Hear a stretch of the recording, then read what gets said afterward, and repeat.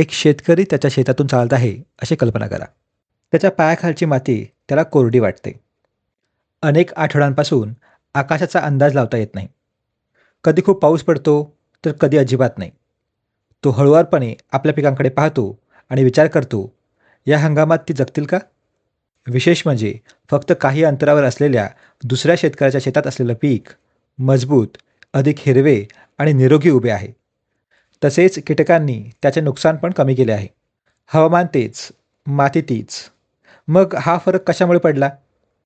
आजचा व्हिडिओ त्याच अदृश्य बदलाविषयी आहे, ज्या बदलाने शेतीमध्ये शांतपणे क्रांती घडवून आणली आहे. शतकानुशतके शेतकरी प्रामुख्याने पाऊस, मातीची गुणवत्ता, पारंपरिक बियाणे आणि वनस्पतीच्या नैसर्गिक प्रतिकारशक्तीवर अवलंबून होते. पण निसर्ग नेहमीच साथ देत नाही. काही पिके किडीमुळे वाया जातात, काही अतिउष्णता किंवा दुष्काळामुळे, तर काही वनस्पती रोगांपुढे कमकुवत असल्यामुळे वाया जातात. त्यामुळे मानवाने एक महत्त्वाचा प्रश्न विचारण्यास सुरुवात केली.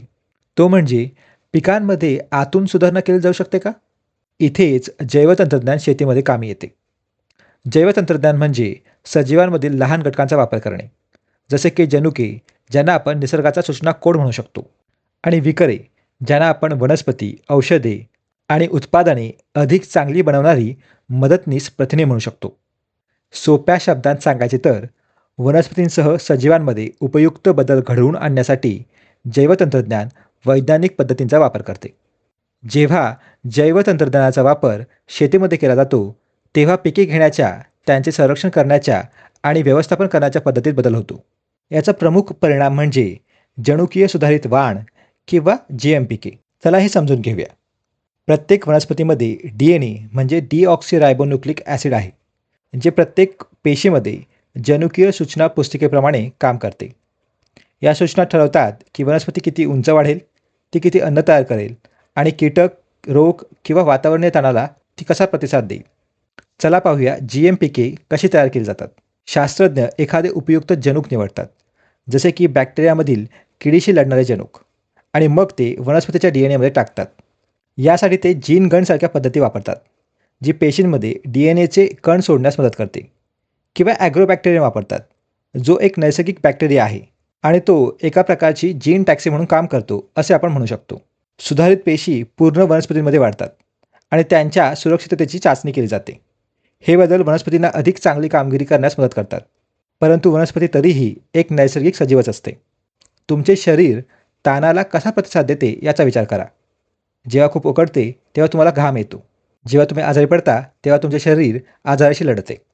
वनस्पतींनाही वातावरणीय ताण सहन करावा लागतो. अतिउष्णता, दुष्काळ, पूर आणि बदलते हवामान पिकांचे नुकसान करू शकतात किंवा ते नष्ट करू शकतात. काही GMPK असे वातावरणीय ताण अधिक चांगल्या प्रकारे सहन करतात, जसे की दुष्काळ किंवा कीटकनाशके, ज्यामुळे प्रतिकूल परिस्थितीतही पिकांना जगण्यास मदत होते. यामुळे उत्पादनात 20 ते 30% वाढ होते, पिकांच्या नासाडीत घट होते आणि अन्न सुरक्षेला मदत होते. यामुळे शेतकऱ्यांना अधिक आत्मविश्वास मिळतो आणि पीक पूर्णपणे वाया जाण्याचा धोका कमी होतो. आता आपण आधी कल्पना केलेल्या शेतकऱ्याकडे परत येऊया. त्याचे सर्वात मोठे आव्हान फक्त हवामान नाही, तर कीटक आणि वनस्पतींचे रोग देखील आहेत. पारंपरिकरित्या शेतकरी कीटकनाशके वापरतात, परंतु यामुळे बऱ्याच समस्या निर्माण होतात. रसायने माती आणि पाणी प्रदूषित करतात, त्यांचा मानवी आरोग्यावर परिणाम होतो आणि ते शेतीचा खर्च देखील वाढवतात. काही GM पिकांमध्ये उपद्रवी कीटकांना प्रतिकार करण्याची क्षमता असते, त्यामुळे कमी कीटकनाशकाची गरज भासते, ज्यामुळे अन्न अधिक सुरक्षित आणि माती अधिक निरोगी बनते. जैवतंत्रज्ञान केवळ पिकांचे संरक्षणच करत नाही, तर ते पिकांमध्ये सुधारणाही करू शकते. पोषण मूल्य वाढवण्यासाठी काही पिकांमध्ये बदल करण्यात आले आहेत, जसे की अजीवनसत्व टाकलेला सोनेरी तांदूळ. ते वाढीदरम्यान होणारे नुकसान कमी करण्यास आणि काढणीनंतर होणारी पिकाची नासाडी कमी करण्यासही मदत करतात. जैवतंत्रज्ञान हरित क्रांतीचाही विस्तार करते.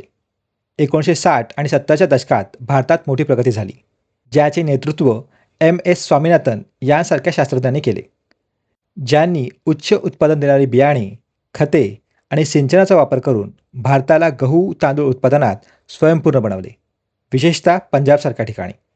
आता एक ओळखीचे उदाहरण पाहूया. BT कॉटन, भारतातील पहिले जनुकीय सुधारित पीक. BT कॉटन बॅसिलस thuringiensis म्हणजेच BT बॅक्टेरियामधून जनुके घेते. हे बॅक्टेरिया बोंड अळ्यांसाठी घातक असणारे प्रथिन तयार करतात जे प्रामुख्याने महाराष्ट्रातील एक मोठे उपद्रवी कीटक आहेत. पण हे विषारी प्रथिन मानवांसाठी आणि चांगल्या कीटकांसाठी सुरक्षित आहे.